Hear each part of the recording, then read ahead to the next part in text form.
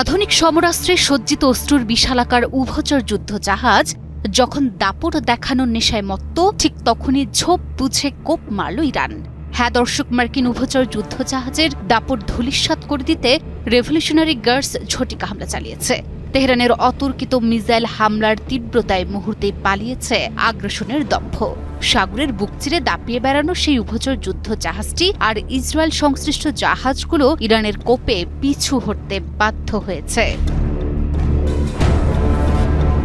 সাম্প্রতিক সময়ে যুক্তরাষ্ট্র, ইসরায়েল এবং ইরানের মধ্যে সংঘাত দ্রুত তীব্র হয়ে উঠেছে। স্থল হামলার পাশাপাশি সমুদ্র পথেও উত্তেজনা ছড়িয়ে পড়ছে, যা আন্তর্জাতিক বাণিজ্য জ্বালানি সরবরাহের জন্য বড় হুমকি হয়ে উঠছে। এরই মধ্যে বিশ্ব রাজনীতির মোড়লগিরি ফলাতে গিয়ে এখন সাগরের নোনা পানি গিলছে তথাকথিত সুপার পাওয়ার আমেরিকা আর তাদের আদরের দুলাল ইসরায়েল। ইরানের রাষ্ট্রীয় গণমাধ্যমের বরাতে আল জাজিরার প্রতিবেদনে বলা হয়েছে, দেশটির বিপ্লবী গার্ড বাহিনী যুক্তরাষ্ট্র ও ইসরায়েলের সংশ্লিষ্ট দুইটি জাহাজ লক্ষ্য করে হামলা চালিয়েছে।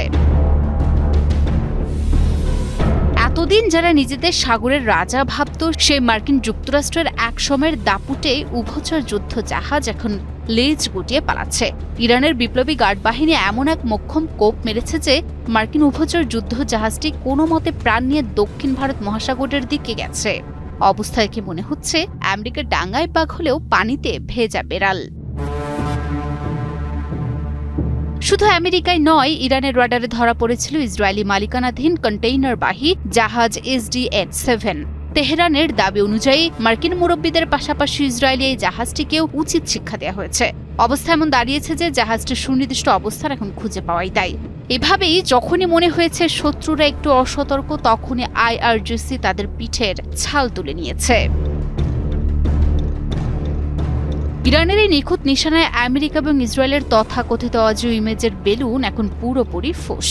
মোদ্দা কথা হলো, সাগরে দাপট দেখাতে এসে এখন নিজেদের অস্তিত্ব টেকানোই মার্কিন ইসরায়েল জোটের জন্য দায়ী হয়ে পড়েছে।